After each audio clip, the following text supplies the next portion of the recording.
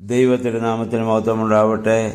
Bible reading പ്രോഗ്രാമിൽ സംബന്ധിക്കുന്ന എല്ലാവർക്കും കർത്തൃനാമത്തിൽ സ്നേഹവന്ദനം. റോമാലേഖനം 7-ാം അധ്യായമാണല്ലോ ഇന്ന് നമുക്ക് വായിക്കുവാനും ധ്യാനിക്കുവാനുമായിട്ടുള്ളത്. 7-ാം അധ്യായത്തിൻ്റെ 1 മുതൽ 6 വരെയുള്ള വാക്യങ്ങളിൽ പെട്ടെന്ന് നമുക്ക് മനസ്സിലാക്കുവാൻ സാധിക്കുന്ന ഒരു ഉദാഹരണം വഴിയായി ന്യായപ്രമാണത്തിന് ഒരു വിശ്വാസിയുടെ മേൽ അധികാരമില്ല എന്ന് പൗലോസ് ഇവിടെ വിശദീകരിക്കുകയാണ്. കാരണം അവൻ പഴയ മനുഷ്യൻ അവനിൽ മരിച്ചിട്ട് പുതിയ അവസ്ഥയിലേക്ക് പ്രവേശിച്ചവനാണ് ഒരു വിശ്വാസി.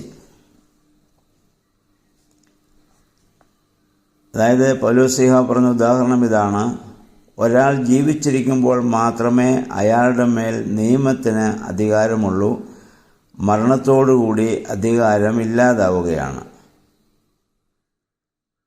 എന്ന് പറഞ്ഞാൽ നമ്മുടെ മേൽ അധികാരമുണ്ടായിരുന്ന പാപമാകുന്ന പഴയ അവസ്ഥയിൽ നിന്ന് നാം മരിച്ചിട്ട് ഒരു പുതിയ ജീവനിലേക്ക് ക്രിസ്തുവിനോടുകൂടി നാം ഉയർത്തെഴുന്നേറ്റു സ്നാനത്തിൽ.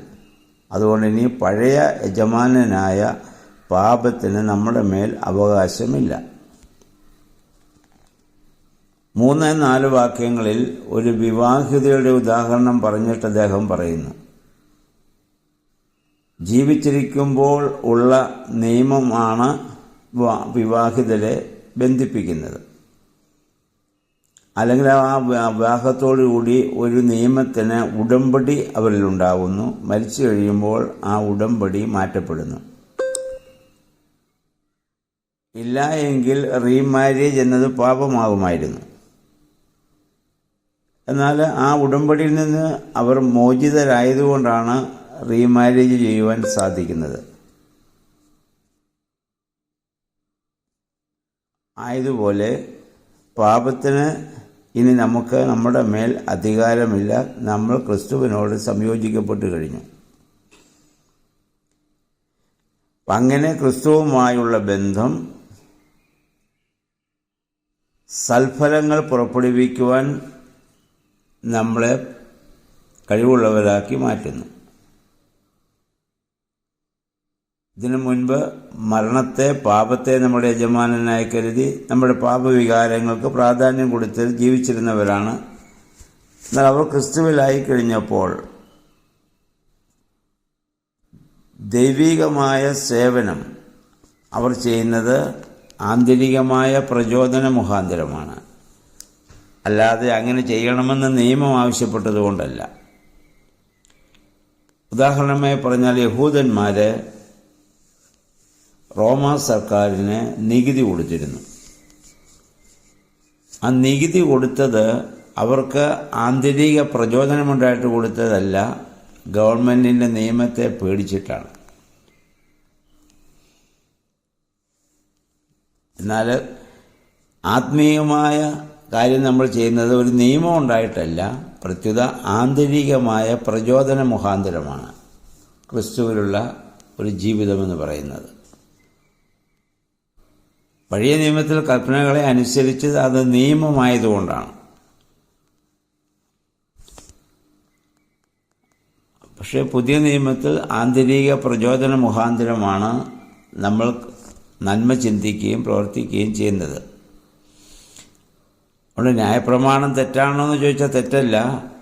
ആ ന്യായപ്രമാണമാണ് പാപത്തെ വെളിപ്പെടുത്തുന്നുണ്ട്, അത് ബോധ്യപ്പെടുത്തുന്നു.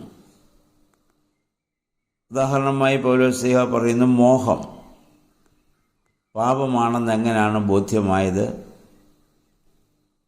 ആ കൽപ്പന കൊടുത്തുകൊണ്ടാണ്. 10-ാം കൽപ്പനയുടെ ലംഘനമാണ് മോഹമെന്നുള്ളത് മനസ്സിലായത്, കൽപ്പന ഉണ്ടായതുകൊണ്ടാണ്. അങ്ങനെ വന്നപ്പോൾ, കൽപ്പന ഉണ്ടായപ്പോൾ എന്ത് സംഭവിച്ചു? അതിനെതിരായി പ്രവർത്തിക്കാനുള്ള പ്രവണത ഉണ്ടായി. നമുക്കറിയാമല്ലോ, നമ്മുടെ കുട്ടികളൊരു കാര്യം ചെയ്യരുതെന്ന് പറയുമ്പോഴാണ് അത് ചെയ്യാനുള്ള പ്രേരണ ഉണ്ടാവുന്നത്. അപ്പം ന്യായപ്രമാണം അങ്ങനെയുള്ള ഒരു പ്രേരണയ്ക്ക് മുഖാന്തരമായി ഭവിച്ചു എന്നുള്ളതാണ് ഇവിടെ പറയുന്നത്. എന്നാൽ ആ കൽപ്പന മനസ്സിലാക്കുന്നിടം വരെ എൻ്റെ മനസ്സാക്ഷിക്ക് കുഴപ്പമില്ല, ഞാനത് തന്നെ പ്രവർത്തിച്ചുകൊണ്ടിരുന്നു. എന്നാൽ ക്രിസ്തുവിലായി കഴിഞ്ഞപ്പോൾ ഇനി ഒരു നിയമമല്ല എന്നെ ഭരിക്കുന്നത്, ആന്തരികമായ ആ ശക്തിയാണ്, പ്രചോദനമാണ്.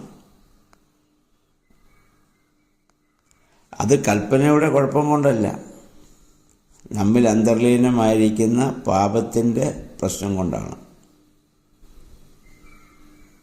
അപ്പോൾ കൽപ്പന വന്നപ്പോൾ അത് ചെയ്യാൻ പാടില്ലാത്തത് ചെയ്യുവാൻ നമ്മളെ അത് ഒരു പരിധിവരെ പ്രേരിപ്പിക്കുന്നു എന്നാണ്. ന്യായപ്രമാണം വിശുദ്ധമാണ്, നല്ലതാണ്, നീതിയുക്തവുമാണ്. എന്നാൽ നമ്മിലുള്ള അശുദ്ധി ആ നിയമത്തെ ലംഘിക്കാൻ എപ്പോഴും പ്രേരിപ്പിച്ചുകൊണ്ടിരിക്കും. ഏതെങ്കിലും സംഭവിച്ചതാവാം.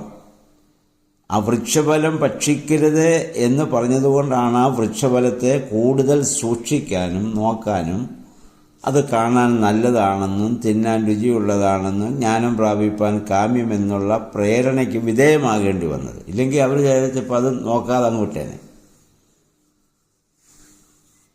അപ്പോൾ അതുകൊണ്ടാണ് പൗലോസ് പറയുന്നത്, ആ ന്യായപ്രമാണം പാപം ചെയ്യാൻ ഒരു പരിധിവരെ കൂടുതൽ എന്ന് പറഞ്ഞാൽ നമ്മളെ പാപസ്വഭാവം അത് ചെയ്യാൻ നമ്മെ വീണ്ടും അത് പ്രേരിപ്പിച്ചു എന്നുള്ളതാണ്. ഇനി പൗലോസ് പറയുന്നത്, നമ്മിലൊരു വലിയ വടംവലി സംഭവിക്കുന്നു, വലിയ സംഘർഷം അത് സംഭവിക്കുന്നുണ്ട്, നന്മയും തിന്മയും തമ്മിലുള്ള വലിയൊരു സംഘർഷം. അതായത് മനുഷ്യൻ്റെ വ്യക്തിത്വത്തിൽ രണ്ട് ഭാഗങ്ങളുണ്ട്. ഒന്ന് അവൻ്റെ ജഡം അല്ലെങ്കിൽ ശരീരം, രണ്ട് അവൻ്റെ മനസ്സ്. അതിനകത്ത് അത് ചിന്തിക്കുന്ന അംശമാണ് നമ്മുടെ അകമേയുള്ള മനുഷ്യൻ. അകമേയുള്ള മനുഷ്യന് ദൈവകൽപ്പന അനുസരിച്ച് ജീവിക്കാൻ ആഗ്രഹമുണ്ട്, ആ കൽപ്പനയെ ബഹുമാനിക്കുകയും ചെയ്യുന്നുണ്ട്. എന്നാൽ കുഴപ്പം ജഡം മനസ്സിനെ നിയന്ത്രിക്കുന്നു എന്നുള്ളതാണ്. എന്നാൽ നമ്മൾ ദൈവവുമായുള്ള ബന്ധത്തിലായി കഴിഞ്ഞാൽ പിന്നെ ജഡം മനസ്സിനെ നിയന്ത്രിക്കത്തില്ല, മനസ്സ് ജഡത്തെ, ശരീരത്തെ നിയന്ത്രിക്കും. ശരീരം മനസ്സിനെ കീഴ്പ്പെടുത്തിയത് കൊണ്ടാണ് പൈശാചിക ശക്തിക്ക് ആദ്യ മനുഷ്യൻ കീഴ്പ്പെടേണ്ടി വന്നത്. അപ്പം വിശ്വാസികളായി കഴിഞ്ഞാൽ പിന്നെ മനസ്സ് ശരീരത്തെ നിയന്ത്രിക്കണം.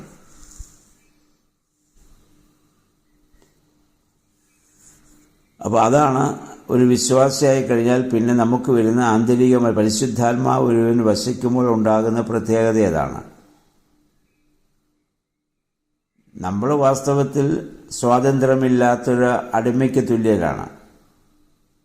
അതുകൊണ്ടാണ് പാപമാകുന്ന യജമാനൻ്റെ ഇംഗീതങ്ങളനുസരിച്ച് നമുക്ക് പ്രവർത്തിക്കാനുള്ള പ്രേരണ ഉണ്ടാവുന്നത്. കാരണം എന്നിൽ ഇത് വസിക്കുന്നതായ പാപം ആ തെറ്റ് ചെയ്യാൻ എന്നെ ഇങ്ങനെ പ്രേരിപ്പിച്ചുകൊണ്ടിരിക്കും.